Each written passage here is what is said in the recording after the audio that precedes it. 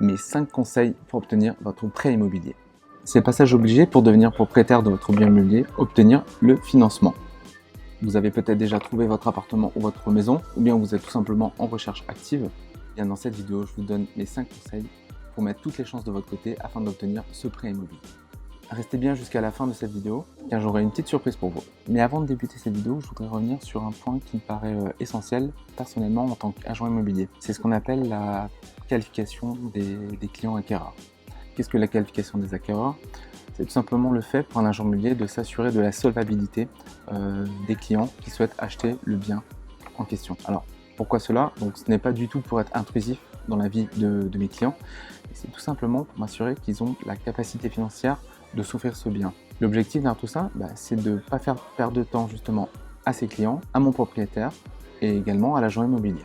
Donc mon conseil numéro 1, c'est tout simplement de rassembler l'ensemble des documents nécessaires pour monter votre dossier de crédit. Donc, vous imaginez bien que si vous envoyez au fur et à mesure à votre banquier une pièce justificative après l'autre, je pense qu'il ne va pas être très content.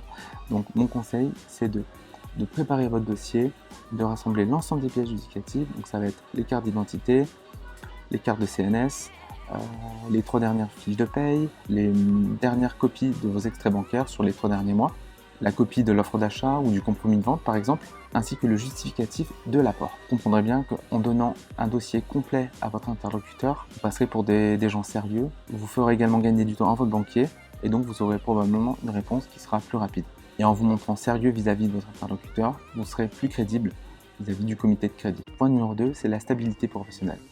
Et bien évidemment, les banquiers vont forcément préférer des clients avec deux CDI par exemple, plutôt que des personnes en intérim ou bien des personnes avec des statuts d'indépendants qui n'auraient qu'un bilan par exemple. Donc plus que jamais, les banques redoutent l'instabilité. Vous comprenez bien que les contrats à durée indéterminée ainsi qu'une longue ancienneté dans votre société sont le sésame à l'accès au crédit.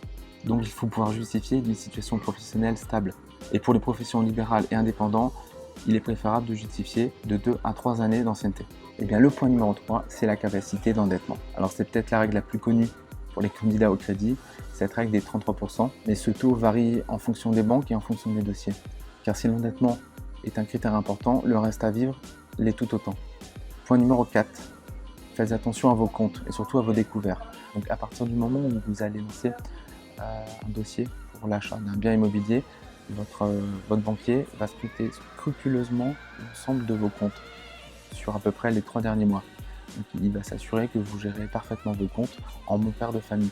Donc je vous dirais mon conseil, c'est que si vous projetez d'acheter une maison ou un appartement prochainement, assurez-vous que les 3 derniers mois soient impeccables, c'est-à-dire aucun mois dans le rouge, aucune dépense superflue. En fait, il veut simplement s'assurer que vous serez capable de tenir vos engagements et de rembourser le prêt. Enfin, le point numéro 5, eh bien, c'est l'apport, le montant d'apport. Donc combien dois-je mettre dans mon apport?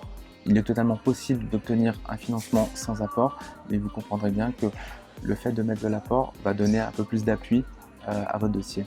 Il va réconforter votre banquier. En général, sur la place, la plupart des banques considèrent que votre apport doit couvrir au minimum les frais de dossier de la banque ainsi que les frais de notaire.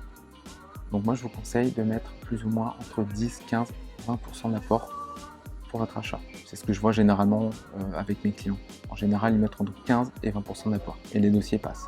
Donc voilà, c'était les 5 conseils que j'avais à vous donner concernant l'obtention de votre crédit. Cette vidéo est à présent terminée, donc j'espère qu'elle vous aura plu.